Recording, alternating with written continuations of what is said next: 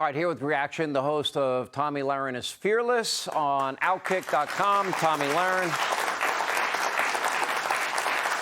Tomi, for people that are not in our business, they don't understand that the way these videos are put together. This was in a Lifetime Christmas movie, the same exact courthouse.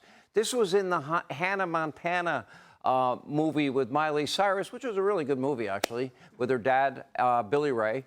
And so Jason Aldean is not picking the place the way some people are trying to portray this.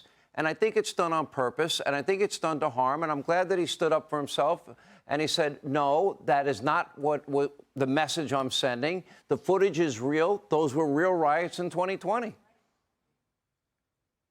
Exactly, and I think your audience will agree with me, and if not, I certainly hope that they will. I hope that they go to whatever streaming platform they listen to music on, and I hope they listen to Try That in a Small Town on repeat, as I have been doing all day, because it's skyrocketing up the charts, #1 on iTunes. Real America is speaking, and we love this song because we understand that it is about life in a small town. And the left is so triggered by this music video and by this song, not because they actually think it's racist, but because it's bringing up real images from 3 years ago, you know, their Summer of Love riot season, right? Their justice season, as they called it. And they don't want people to remember what that looked like. They don't like these real images because they were hoping people would forget about that time when COVID took a hiatus and people were allowed to burn their communities to the ground. So I think that's why they're upset here, because Jason Aldean is renewing those memories and probably bringing back to light some of the atrocities that happened in our country just 3 short years ago. Yeah. So good for Jason Aldean. He's a patriot. He's not backing down.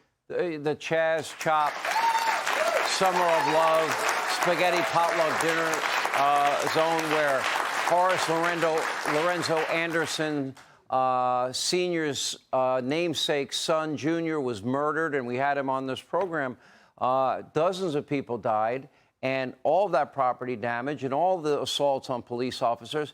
Can you explain why we spent so much time in Washington only talking about one riot? There were 574 riots that summer, and dozens dead, and billions in property damage, and police, thousands hurt? Yeah, well, that's why I'm a little confused, Sean, and your audience might be confused as well, because I thought that the left and the Democrats and the social justice warriors, I thought that they stood behind these mostly peaceful protests. I thought that they thought everything was A-OK. So why are they so upset that Jason Aldean is showcasing it? They should be cheerleading it if, in fact, it was for justice and they were so noble in their activities and everything was mostly peaceful flames. They should be happy that this activity got a cameo in a country music video. But surprisingly, they're not. Yeah, and maybe we can have some hearings on why Kamala Harris wanted to tweet out the bail fund for the people involved in the burning down of that Minneapolis police precinct. Tomi, great to see you. Appreciate you being with us.